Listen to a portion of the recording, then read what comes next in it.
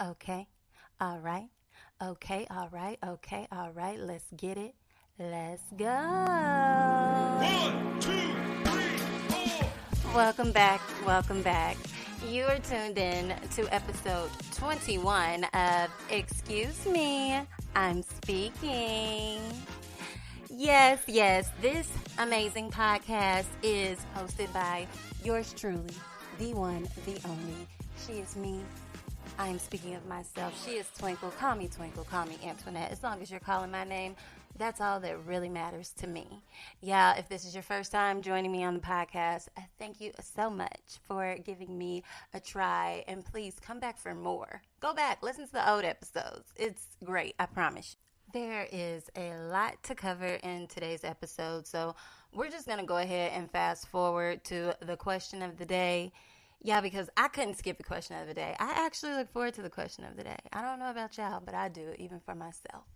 But the question of the day for today is, what is your favorite line dance that you cannot resist when the song comes on? Now pause, y'all. Let's think about this question first now. Y'all know, have y'all ever been to like a wedding or maybe like a family cookout or some type of gathering with friends and there's music playing? Maybe it's like an all-white party, or, oh, if you live life like that, you have like a yacht party or maybe on a cruise. If there is a DJ, there is guaranteed to be a line dance that comes on. Whether it's the electric slide, the Cupid shuffle, you will tell yourself, I'm not going to get up and dance. I'm not going to do it. And then they play your favorite line dance. And you're like, oh, I gotta do it. I gotta do it. I gotta do it. Yeah, that is the question of the day. What is your favorite line dance that you absolutely cannot resist when the song comes on? Of course, I always give y'all my answer. Now, I can do a process of elimination here. When people play the electric slide, I am oh so confused. I know the electric slide, but what generation are we living in? Why are you still playing the electric slide? DJ, you get deducted some points for that one. All right? That is not the song you get everybody to stand up to. Now, you might get the older generation to stand up, but not I, okay? Now, as much as it gets on our nerves, the Cupid shuffle, that one gets me every time. It gets me every time. But that is not my favorite. Now, if I'm being honest, and I need y'all to be honest too, don't the Cupid shuffle make you tired? But you don't want to sit down because then you look like you out of shape. Like you can't be doing the dance, turning in circles and sweating and stuff. I just be ready for the Cupid shuffle to be over. I done heard the song a million times and I'm like, dang, it's not over yet. But mine, my all-time favorite, I do like the cha-cha slide, like the remixed version. But same old two-step, it gets me every time. Every time. Yeah, I would love to know you guys' answer to today's question. Please send me your answers, your comments to my Instagram at SheIsTwinkle1 on Instagram. DM me or write on a picture. Yeah, this is the start of the summer. It's still technically spring, but the summer is rolling in quicker than quick. And y'all know y'all gonna get birthday party invites. Wedding season is coming up. You gotta be prepared, okay? Just start, if you don't know the dance moves, start practicing. Now, here's something that I have to admit that I am so ashamed to admit because I usually catch on to everything. That Tamia line dance, I just can't get that dance to save my life. I mean, if it was a life or death situation and I had to do the dance perfectly in order to live, then y'all may as well just like start sending flowers because I'm always going to miss a step. It's just too many steps. Like, what are we doing? I don't understand. I feel like we're ballroom dancing. This is frustrating, okay? But anyways, yeah, that is my goal for this summer. Somebody is going to take out the time, or somebody on YouTube is going to take out the time to teach me this Tamia line dance, and I'm going to get it down because I'm going to be ready, all right? Okay. But anywho, yeah, today's show is going to be totally different than usual. There is so much going on in the media, and it is the end of the school year. There's a lot of stories that have gone viral, so I'm just about to talk about all of it, and it's just some juicy stuff, so I want y'all opinions on this too. But before we dig into the juicy stuff, we have to send our condolences to Tina Turner's family. Yes, the legendary singer, performer, dancer, speaking of dances, herself, Tina Turner, she has passed away at the age of 83 years old. She passed away at her home in Switzerland. And if y'all are unfamiliar with who she is, so most people don't even, when they think of Tina Turner, they think of Angela Bassett, because Angela Bassett is the black actress that just absolutely killed that role of Tina Turner and What's Love Got to Do with It? Y'all know Eat the Cake, anime Eat the Cake? Yeah, that was, oh my gosh. There is nothing that could have made that movie any better than what it was. That movie was amazing. And that just showed us a snippet of Tina Turner's life. And although there was like domestic violence involved in it, and then you saw her rise from just started from the bottom, now she here, and just like how much she endured and her coming into herself, and then the children they had along the way and how she got herself out of that situation. And you see Ike Turner in the movie. When I see Ike Turner, I only think of like Lawrence Fishburne, the actor that played him. When you think of the actor and not the actual person, that means that those actors and actresses killed that role. Like, they did an amazing job. So kudos to them. But in speaking of the real Tina Turner, her recent passing, of course, the actress that portrayed her in the movie What's Love Got to Do with It, she did give a quote from her last words that she received from Tina Turner that has stuck with her throughout the entirety of her career. So Angela Bassett goes on to say, her final words to me, for me, were, "You never mimicked me. Instead, you reached deep into your soul, found your inner Tina, and showed her to the world. I shall hold those words close to my heart for the rest of my days." Yeah, that is why when I think of What's Love Got to Do with It, I don't even think of Tina Turner. I think of Angela Bassett and how, like, nobody else could have embodied that role the way she did. You could tell she reached deep down inside her soul to bring out the Tina Turner to the world to show. And she did an amazing job. So kudos to Tina Turner for the mark she left on the world, even if it wasn't in her music and her performing, even if it was in allowing these actors and actresses to tell her story through the movie What's Love Got to Do with It. That may have been her life story, encouraging others to get out of domestic violence situations, to like still aim higher and to still just be able to push forward and make it on your own, regardless of who you thought was going to be by your side, and to like live life and enjoy. So y'all, once again, condolences to Tina Turner's family, but she was a rock star, and I just love everything she left behind and all the lives that she affected in a positive way. So kudos to her, and just blessings and joy to her family in their time of grief. Now, speaking of Tina Turner, transitioning to the next topic, I don't know if y'all are like me. I get stuck and lost on TikTok. I try to put myself on TikTok punishment because the moment I open up the app, like, I'm about to be stuck for a few hours, just scrolling through video. Being that Tina Turner's passing has been huge in the news, there were some interviews that resurfaced through TikTok videos of the real Ike Turner, which, believe it or not, I have never known what he actually looked like. Like, when I think of Ike Turner, like I said, I think of Lawrence Fishburne, the actor. And so there was a recent interview that resurfaced it wasn't recent, but it recently resurfaced that Ike Turner did a long time ago, where he is like basically like patting himself on the back for like the abusive acts that he showed towards his wife at the time, Tina Turner, and it was just absolutely ridiculous. Now, I'm not gonna lie to y'all, the real Ike Turner looks nothing like the actor that played him, but I digress. Anywho, in this interview, he was talking about how basically he had a straight face, and he was talking about how he would see Tina Turner and like her lip would be hanging out low, like she was just sad and she was just looking down on herself, and like he didn't know what was wrong with her. He kept asking her, "What's wrong with you?" She says nothing. He says, "What's wrong with you?" She says nothing.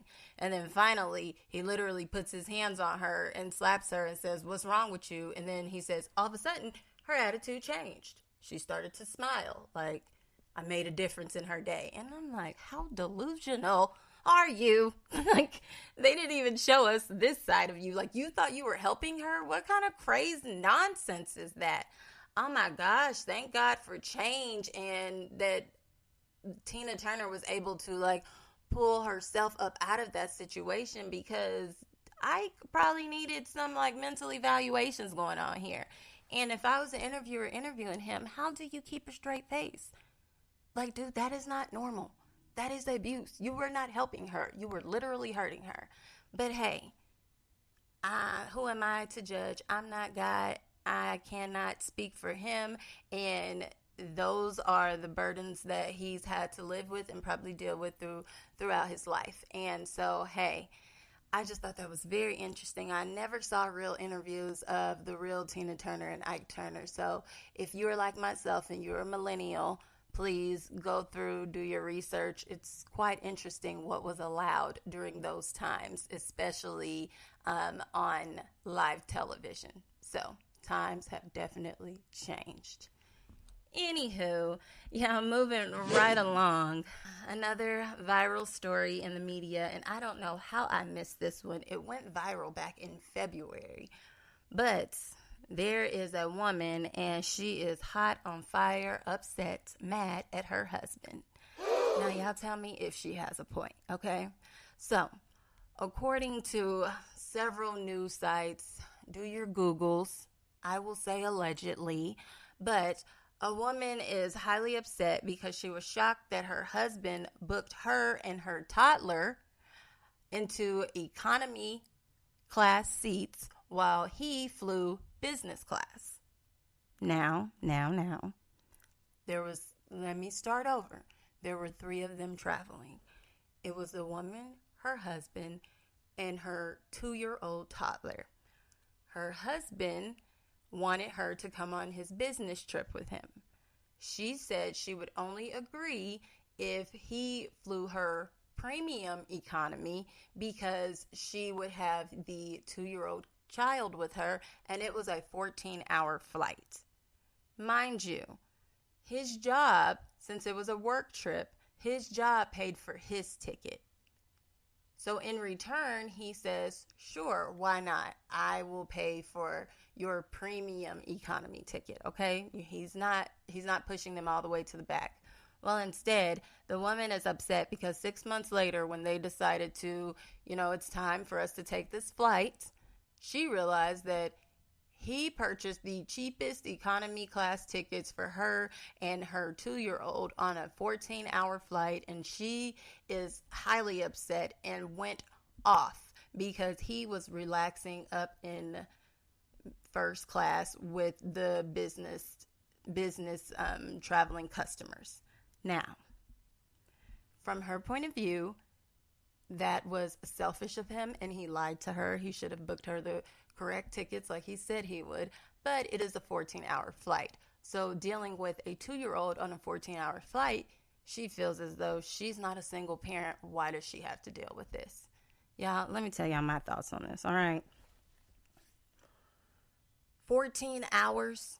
Either we're going to be right next to you, or you're going to put me in the premium economy at least like I asked for, because then we know what seats we're sitting in, and 7 hours through, we going to switch out, and I'm going to take your seat and you're going to take mine, because who wants to be stuck with a crying 2-year-old, although it's their child, they probably love the child, but who wants to be stuck with a crying 2-year-old for 14 hours and you are sitting up there with your legs kicked up, like with a mask on, relaxing and getting drinks and stuff? Are you kidding me?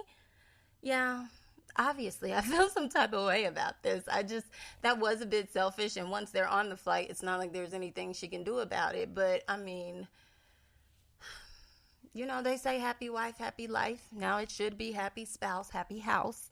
But let's if we're going to go with happy spouse, happy house, then they should have tag team. Like, you need to get up and move within 14 hours anyway, or else you could risk getting blood clots. So maybe every 2 hours, y'all go and switch spots. I want to be on duty when the baby is asleep.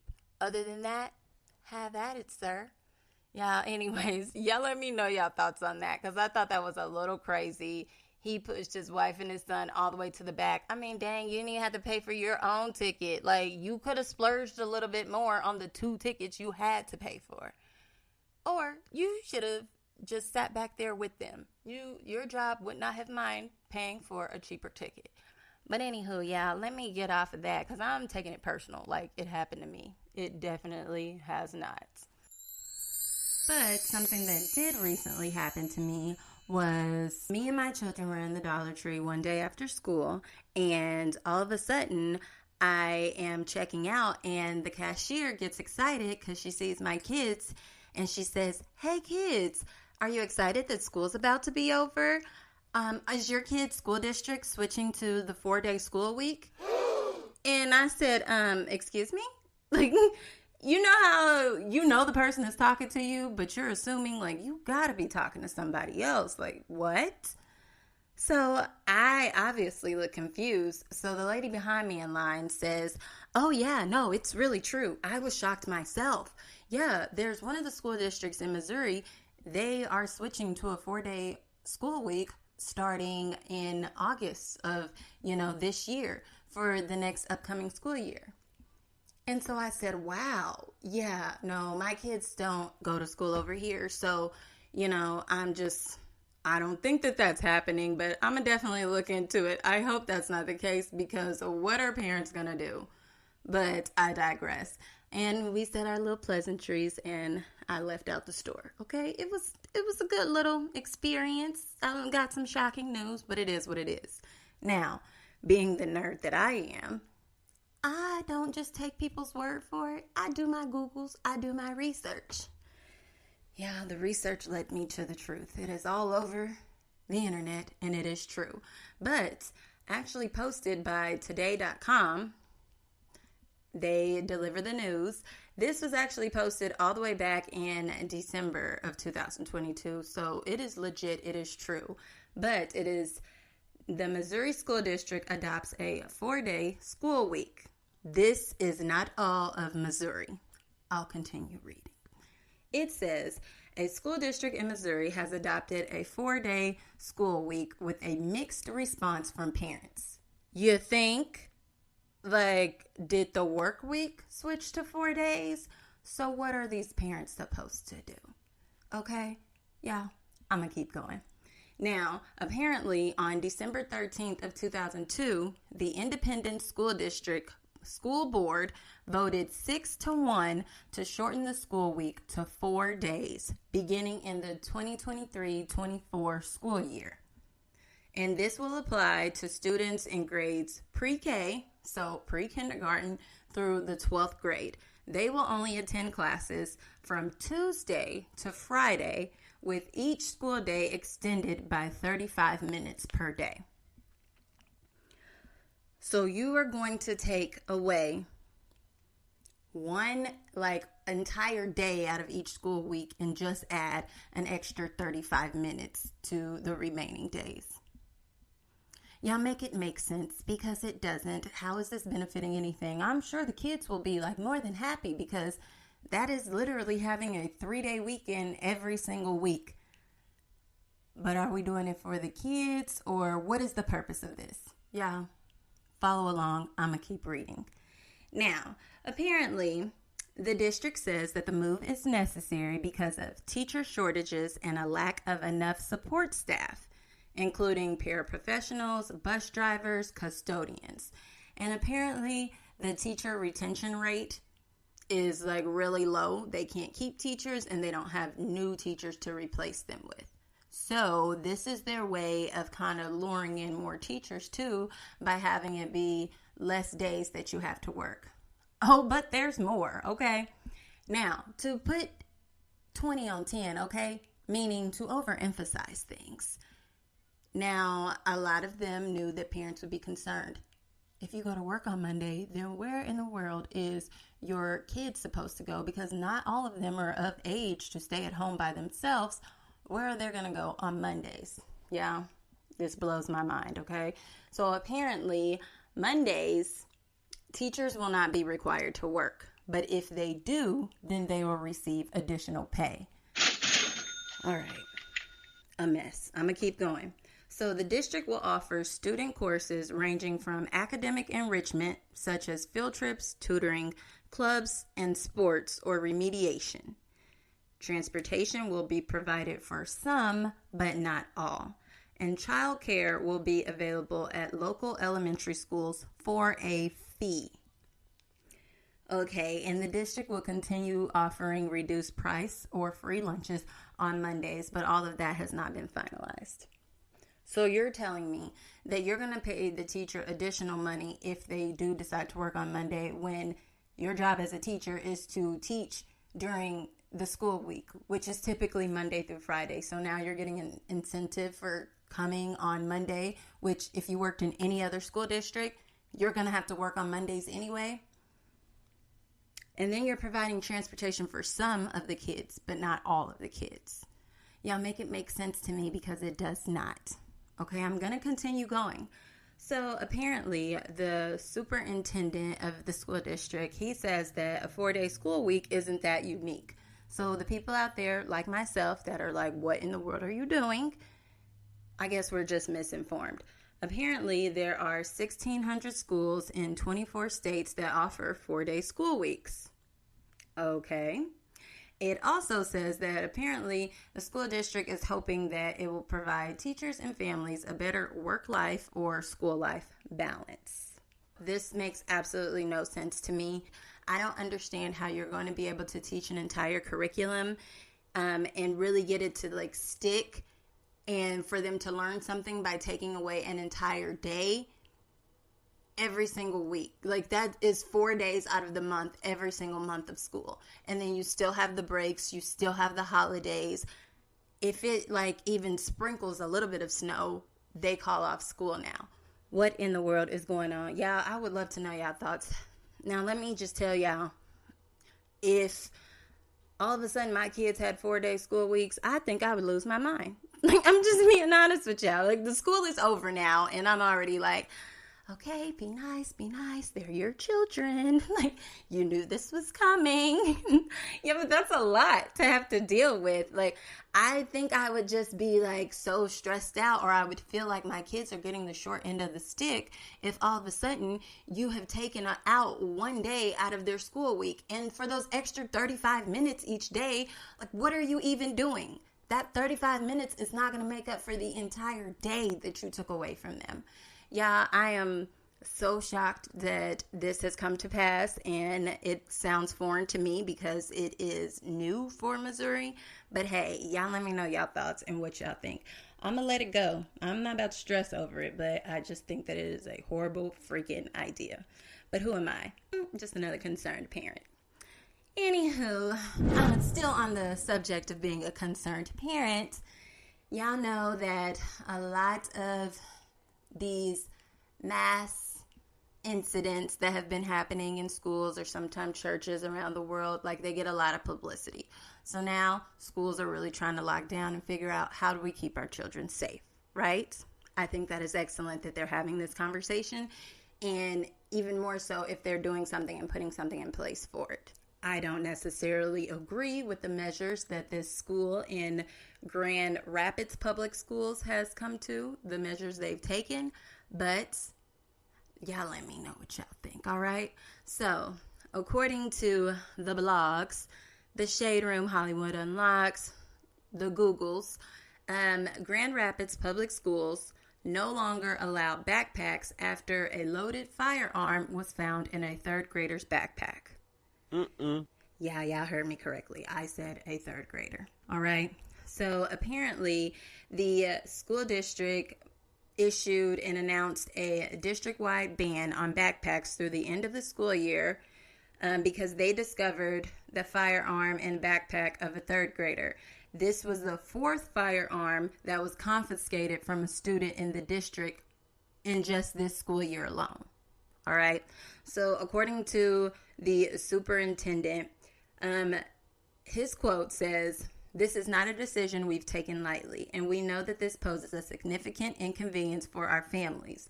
I am more than frustrated that a decision like this is necessary, but we must put safety first." And that's what this decision is about. This is an ongoing step and an ongoing issue with safety in our schools. Yeah. Let me start by saying I do commend the school district for the fact that they are trying something. They're not just blind to it, and they're trying to put something in place. But make it make sense. If it don't make sense, don't do it just to say you did something. It doesn't make sense to take away backpacks from students. What are they going to put their books in? How are they going to learn? How are they going to do homework? How are they going to go home and study? That makes zero sense. If you're taking away backpacks because a firearm can fit in there, let's think of all the other places that a firearm can fit. Are the kids not going to be allowed to bring lunch bags or lunch sacks to school because a firearm can fit in there? When it is cold outside, or it's the winter time, or it's raining, will they not be able to wear a raincoat or a big winter coat? Because a firearm or any type of weapon can be found in there as well. Boots, pants, a million things. I think that they went to the extreme, and it wasn't what was necessarily best for the children, and they should have pulled back a bit and made some more logical decisions. So I'm not sure if the school district had a community event for the parents and for the parents to be able to bring their insights, but I believe that there's a million other steps you can do before you get to that point of taking away backpacks. It just makes absolutely no sense. Perhaps you could get a metal detector. You could hire some armed security. You can obviously, if a third grader is bringing a firearm to school, there needs to be some type of mandatory reporting and an investigation for that third grader's home as to the reason why they even have access to that to bring that to school. There are more questions that should be raised, and there are other things that should have been put into effect before saying you're not bringing backpacks to school. Y'all let me know what y'all think. I know a lot of schools have really put different things in place, and none of them are removing backpacks, because that makes zero sense. But there's a lot of security measures you can install. I know that a lot of school districts are limited when it comes to money. So maybe you put that plea out there for more local funding or government funding, or do fundraising acts. What can we do as a community to make sure that our schools are safe, rather than, okay, just don't bring a backpack. It's what are we doing? We have to make it make sense. Y'all let me know y'all thoughts on that as well. I'm on a roll today, okay? When it's anything involving kids, I have an opinion. And excuse me, I'm speaking. I'm going to say it, and y'all should speak out too. All right? Now, speaking of that, this is my last topic about kids. But we've all been kids before. We can relate as to when we were in school at one point. You don't have to be a parent to be able to relate. So, y'all, we got to speak up. We got to give our opinions on these things. Conversation, really generates change. It brings about ideas that other people may not have thought of. Right? Right. All right. So, there was a recent video that popped up on social media. And the topic that came up was, do you teach your child to fight back or to tell the teacher? And they were talking on the topic of bullying. All right.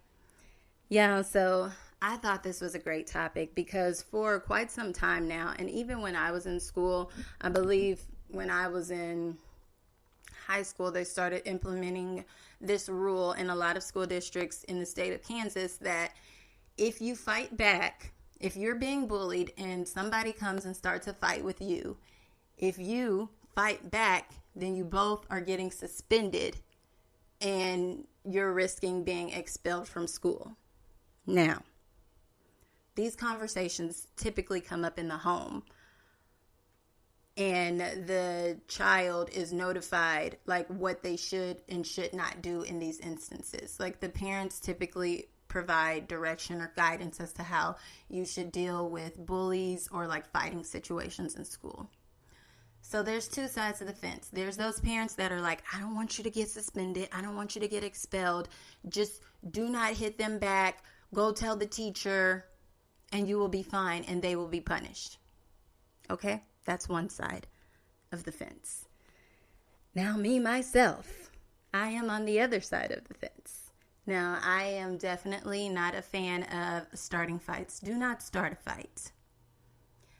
But you can finish the fight. Oh, okay, now hear me out. I don't want to sound crazy in your eyes. But we all have this bubble, right? This is our space. And when somebody comes within a certain distance of your bubble, then red flags start to go up in your head. And it's almost like you hear sirens screaming like, danger, danger, alert, alert, abort, abort, or like fight. Like it's going to be fight or flight. So you got to react. And so, of course, I would want my kids to protect themselves. But at the same time, like, I don't want you to just stand there and get hit, because you can get hit one time and that can be like a smooth, like KO, knockout. Like, you could have a concussion. Like, we don't know the strength of this kid. Like, they could have had on like brass knuckles. Like, they could have had like a knife in their hand. Like, you just have no idea. Like, people is crazy, like cray nowadays. So don't let nobody knock you out. Now, if you can like duck and then swing back, or you can block, this is why it's important for kids to like at least know how to defend themselves. Now, I would never tell my kid to just stand there and get beat up. That is insane. That is like standing there and taking abuse. Like, defend yourself. And the fact that the school would expel or suspend both kids for like one of them is defending themselves, it still makes zero sense to me. Excuse me, I'm speaking, like I'm saying this out loud because I know a lot of people are thinking it, but enough people don't say it. And maybe if enough people start saying it, then like we can have like generate some change. All right. There are cameras in school nowadays. If there's not a camera in the school, then there's camera phones. We can get all angles of a fight. Why should my kid be suspended for defending themselves? If they didn't start the fight, now they might have finished it, but that's on that kid. Like, you probably shouldn't pick on people and you don't know their strength, all right? But obviously, I don't think the kids should be fighting in school, so that's when you would want some type of like officer to be present to break them up, or some of the members of the school staff to break them up, or just to prevent these things from happening. But the question is, do you teach your child to fight back or tell the teacher? Okay, so in the moment, you need to fight back and you need to defend yourself. Don't let somebody just like mess you up and you got like broken bones and ribs and all that. Defend yourself. But then you tell your truth. You speak up and you speak for yourself. Now, if you know that somebody has been picking on you and bullying you and it hasn't gotten to the point of physical violence yet, that is when I do think that all kids in school, whatever age, you should like voice your opinion and let the teacher know and give them forewarning. Now, the problem is a lot of teachers are not taking these things seriously until something actually like goes down. Like, until they see the kids lining up in the hallway and it's like a big crowd, then they're like, oh my gosh, oh my gosh, oh my gosh, it's about to go down. What? Little Johnny told you that like last week. You just didn't do anything about it. So this is why I think that everybody plays an essential role. You should definitely tell the teacher. You should definitely tell your parent, because I am the type of parent, I'm going to go up to the school before anything even happens and goes down. And I'm about to tell the teacher, the principal, the officer on duty, everybody involved. Because like I said, we have to work together as a community to keep our kids safe. So for the people that are like, don't fight back, just like cover your face and like curl up in the corner, that's y'all prerogative. I can't tell y'all how to parent. I'm just speaking on the mic right now, so I'm telling y'all what I would do. I can't want it. In the words of my daughter at 2 years old, I just can't want it. I can't do it. If you ain't got time to tell the teacher, don't tell the teacher. You need to fight back, and then you go tell the teacher. And if you get suspended, you ain't getting in trouble at home. Like, I'm going to see the video. We're going to talk about it. I'm going to go talk to the school, and it's going to be all good. But my kids should not be punished for defending themselves. That's all I'm saying. This is a nationwide topic that's talked about in every single state, in every single school district. And once again, the school district came up with the conclusion of everybody gets suspended. If you throw any punch, even if it's defending yourself, you get suspended. That is loco, okay? Crazy. Anywho, speaking of crazy, the very last topic I have for today's show, and I know y'all heard about it, okay? Not only did y'all hear about it, y'all seen this for yourself, and it was a sight to see. Now, my good fellow Christian sister, Sarah Jakes Roberts, y'all already know she can preach her face off, okay? She can preach from the hills to the valleys to the heavens, like to the mountaintops, okay? She goes off. Her and her daddy, T.D. Jakes. I done talked about both of them on this podcast. Now, yeah, she can preach her face off. But she literally preached her wig off. Yes, she did. Okay, this past Sunday, yeah, she was preaching a sermon called Lock In. And if y'all have ever watched a Sarah Jakes sermon or even a snippet of her on social media, like when she gets really revved up and excited, like she's going, like she's just like, she's literally like winding herself up, and she's just getting more and more and more excited because she's just so enthusiastic and like excited about what the information that God has given her to share, right? So on today, or that day, that Sunday, on Pentecost Sunday, yeah, she was ready, but that wig glue was not quite ready. And it was the type of wig where she had the bangs and it was up in a ponytail. And I was like, oh, that's cute. Maybe I should do my hair like that, sometime this year. And then by the end of the video, I was like, maybe I should not, okay? Because she was ministering, she was preaching, and the wig was sliding. And at one point she caught it and was like, oh, y'all should have told me. I gotta pull it up. Yeah. And then, like, the Holy Spirit caught wind of her. Next thing you know, it was sliding back again. And she was like, I don't need no distractions. She snatched that wig off, threw it at her sister for her sister to catch. And she kept going with her wig cap on, okay? Her light brown wig cap. You could see where her glue sweated out at the top. I was like, Jesus, Mary, and Joseph. Lord, is this really happening? Oh my goodness. Like, how would I react if I was there in person? Now, y'all tell me the truth, okay? Let's just take out the seriousness out of the situation right quick, okay? Because the sermon was good, but I'll get to that. If you were in church and you were live there in action and you see the preacher like ministering, or you see the organ player, or maybe it's a woman that plays the drums, or maybe it's a singer, maybe it's somebody dancing, maybe it's somebody like praying in the microphone, and you see their wig sliding back. One, can you focus? Because I could not. Like, I'm a woman. I've worn a wig before on my head. Like, it's cute. It's supposed to look like your hair. So I can tell, like, when it's a wig or not. And I saw it sliding back, and I was like, Jesus, be a bobby pin, be a clip, just come on, stay with me, okay? We're holding on to the word, but I'm like holding on to your wig too, like through the screen. Like, I don't want it to fall. Like, this cannot happen right now, okay? Satan, get behind me, but like keep the wig up, on top of my head, okay? Yeah, this wig, it was doing line dances, okay? Cupid shuffle, side to side, front, back, right, take it back now, y'all. Slide off real smooth. That's exactly what it did. That's exactly what happened, yeah. It was to the point where she was like, I don't need no more distractions. And then you see the audience, and the audience, half of them are like in praise, and they're like, oh my gosh, this is a real moment. She don't care about her makeup, her wig, her outfit, none of that. Like, she is being the raw version of herself. But a few of them, if we're honest and watch the video, they lost a little bit of the spirit that they had, okay? They had some smiles on their faces, and they're trying not to laugh, but that would have been the funniest thing in the world to me. Now, maybe if I was there in person, I would have been too caught up in the spirit, like if, the word was really touching my heart, and I would have had to turn around. Like, I couldn't keep looking, because I can't pretend like your wig didn't just like do a mudslide down the back of your head. Like, I can't pretend, okay?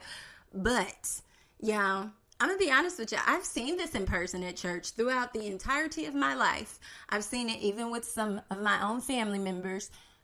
Like, they start to shouting and getting excited, and then like ponytails start popping off or a whole wig flies off.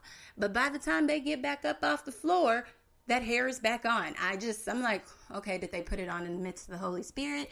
Or like, did somebody else come along and was like, let me just help you out?